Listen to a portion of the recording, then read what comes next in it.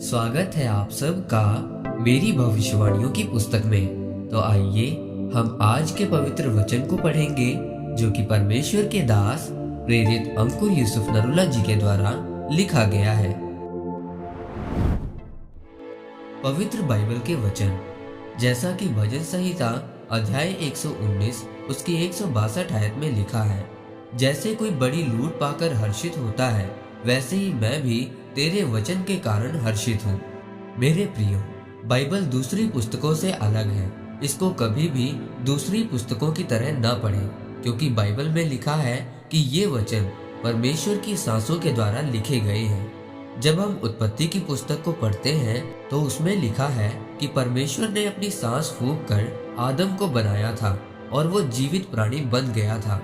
और जो सांस परमेश्वर ने आदम के अंदर फूंकी थी वही सांस परमेश्वर ने अपने वचन के अंदर भी फूंकी है। इसीलिए जब आप बाइबल के वचनों को पढ़ते हैं तो आपके शरीर के मरे हुए अंग जीवित होते हैं। इसलिए जब लोग चर्च जाते हैं और वचन सुनते हैं तो उनकी जिंदगी में अद्भुत काम होते हैं और वो गवाही के साथ वापिस आते हैं, क्योंकि परमेश्वर का वचन जीवित है।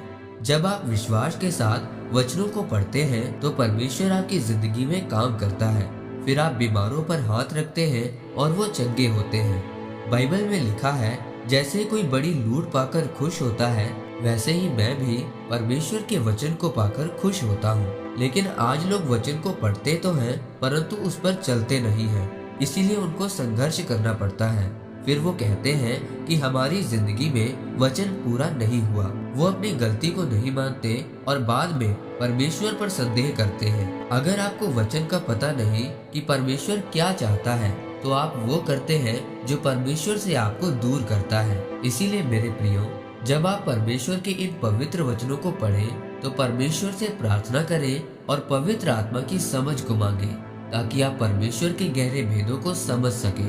नीति वचन में लिखा है कि वचन को पढ़ने वाला शिक्षा और बुद्धि को प्राप्त करे। इसीलिए मेरे प्रियो, जब भी आप इन वचनों को पढ़ें तो पहले परमेश्वर से प्रार्थना करें, ताकि परमेश्वर आपको अपने वचनों के द्वारा सही और गलत में फर्क दिखाए और परमेश्वर के वचन आपके जीवन में पूरे हो और शैतान कभी भी आपको गिरा न सके। इस वचन के द्वारा परमेश्वर आपको आशीषित करे। आमीन। आइए परमेश्वर के दास के द्वारा लिखी गई इस प्रार्थना को आप मेरे साथ एक मन होकर करें।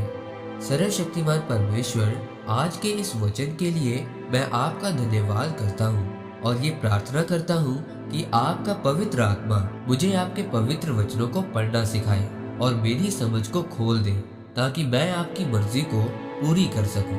प्रभु यीशु मसीह के नाम में आमीन। परमेश्वर आप सबको आज के वचन के ऊपर मनन करने के द्वारा आशीषित करें। आमीन।